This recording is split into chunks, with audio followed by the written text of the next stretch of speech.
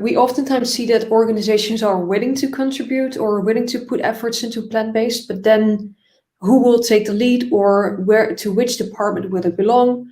And there are, of course, several approaches of what's feasible and what's successful in the end.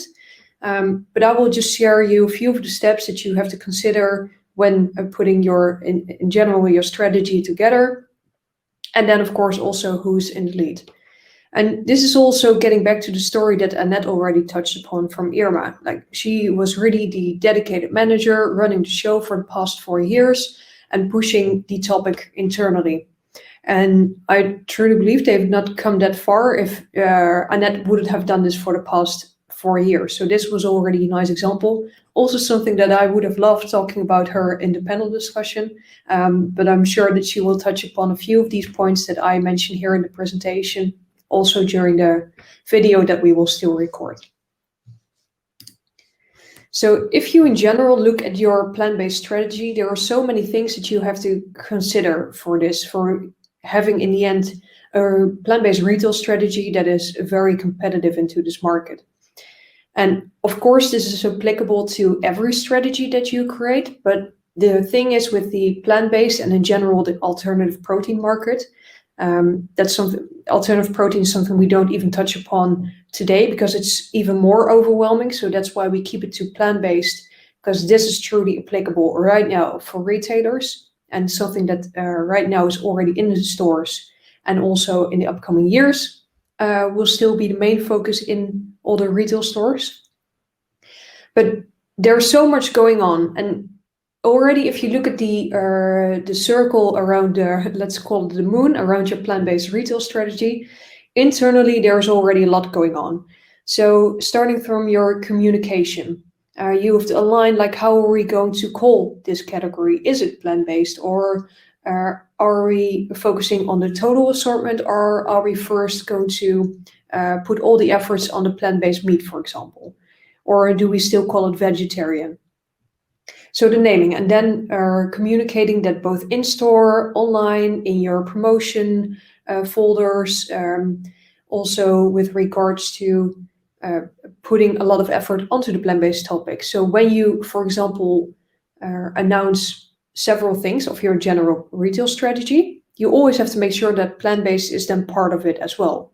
Otherwise, the communication will not be holistic and consumers will not get that you truly focus on this topic. Secondly, pricing. And for example, if you are a discounter, this is also a very important topic, because what we see is that plant-based products are sometimes still sold at a premium. And you could really push your own competitive advantage on the pricing part. But that, of course, depends on the role you want to take. So, for example, Irma is a more high-end supermarket, and they can also afford having a higher price. Your suppliers, and do you really want to have all the A brands there, or do you, for example, also want to push the private label innovation, which you also see on the other part of this circle? So which kind of products do you in the end want to have? Do you want to have really innovative startups, continually scouting for the newest products? Do you want to go for the Beyond Meats and the Nestlé's and covering the assortment with that?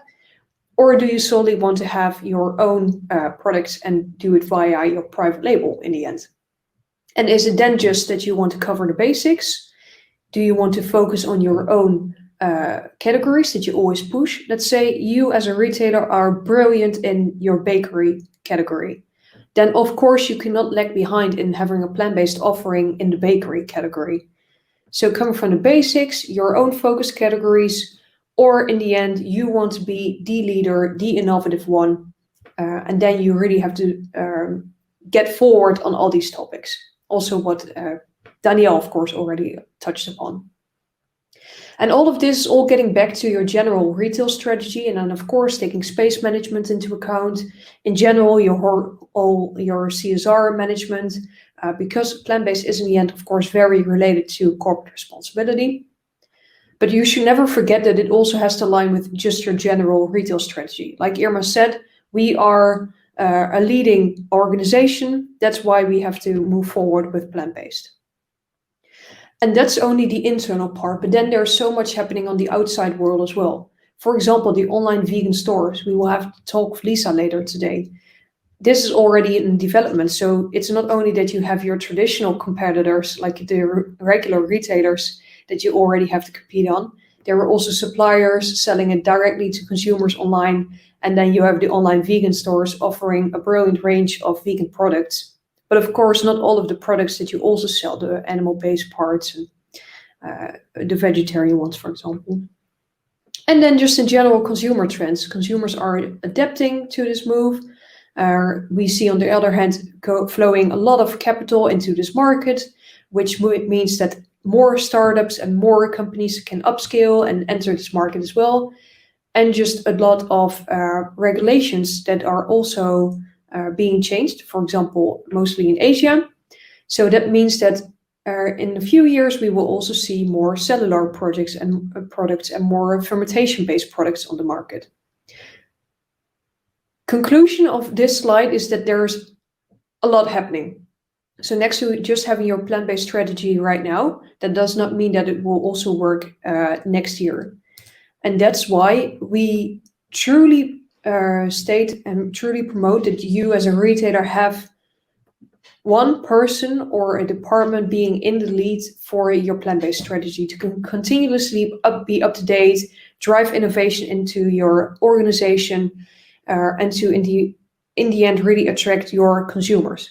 Because what we see is if you don't do this, you have no one at the lead. The first option, I wouldn't say this is a true option, is that there is no holistic approach. So consumers don't really even notice that you are on this topic. They will also not find it in the stores because there's nothing really pointing into this direction, and you will always be lacking behind. So there will be no innovation.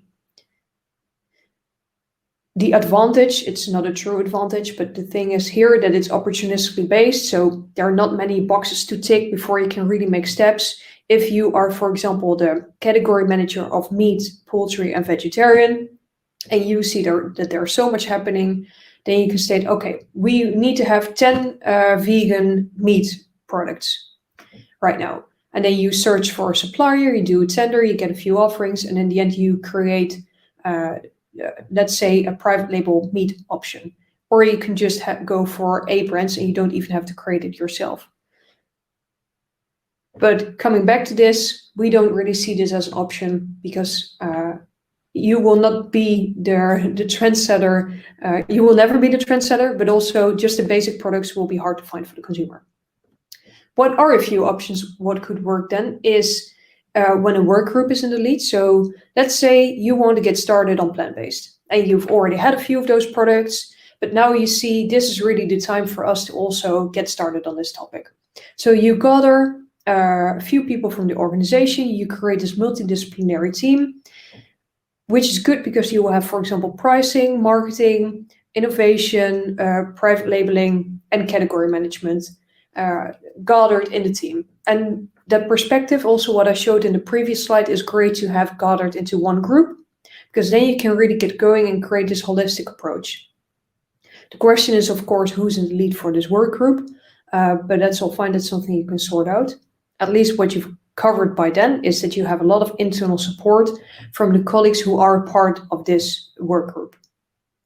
The challenge is that those people already have their current job, and we all know how busy it is to work as a retailer and all the ad hoc things that pop up and just the general stress of already doing your own job, let alone that you have to focus on plant-based, the work group now as well. Also, the people don't necessarily have knowledge on the plant-based topic or just in general all protein, and it's very hard for them to keep up with all the trends and the innovations that are happening there as well. So yes, it's good to have a work group or at least to have this multidisciplinary vision on the plant-based topic, but it's also hard to speed up and to get everyone into this topic and to really outstand from on the plant-based topic with people who are and don't get me wrong, not that knowledgeable yet into the plant-based topic, because it takes quite some time, like we see with Annette as well from IRMA. It took 4 years to get at the point where she is right now, and 4 years is quite some time if you want to really be the innovative leader into this area. Then there is an option of working with consultants, where of course we have a lot of knowledge about. The challenge here is that you not necessarily have a lot of support into the organization, so then you would need to have a higher leader into the organization who says we are going for plant-based and gets the organization into it as well. Otherwise, you can have quite some resistance. For example, what Annette said on Irma was a huge meat company, meat focused, and they were kind of joking about this topic. That's something you don't want to have, because then you actually get the speed to market, you get all the latest insights and knowledge to actually drive this topic, and you actually get provided the right solution for your retail organization because it's already aligned to your own strategy. Also considering time, I will go to the last option, dedicated manager, which is what we saw with Annette. This is the true promoter, the ambassador inside your organization for plant-based, someone who will promote the topic over and over again at every meeting. That person will really make sure that you also have the holistic approach and make sure that everyone's still on the topic, working, doing its job, and gather all the things together to finally have a great plant-based, let's say, shelf, or in the end, just the plant-based topic into your stores, and that the consumer really gets that you are on this topic. The only challenge is, of course, the time to build the knowledge hub and the time to get into the market. And this job is very challenging because either you have to promote it internally and have to get everyone going. You are the project manager for this. You have to drive the innovation. And on the other hand, you also still need to have time to keep up with all the things that are happening externally from your competitors and from just in general the innovations that are going on. But we really see that a dedicated manager will push this innovation into your organization. If you have any questions on this, I'm happy to answer those during the panel discussion in about 10 minutes after Annemarie. And feel free to raise them in the chat or to send them over via email to me. But we will definitely discuss the dedicated manager in a bit later. Thanks for listening,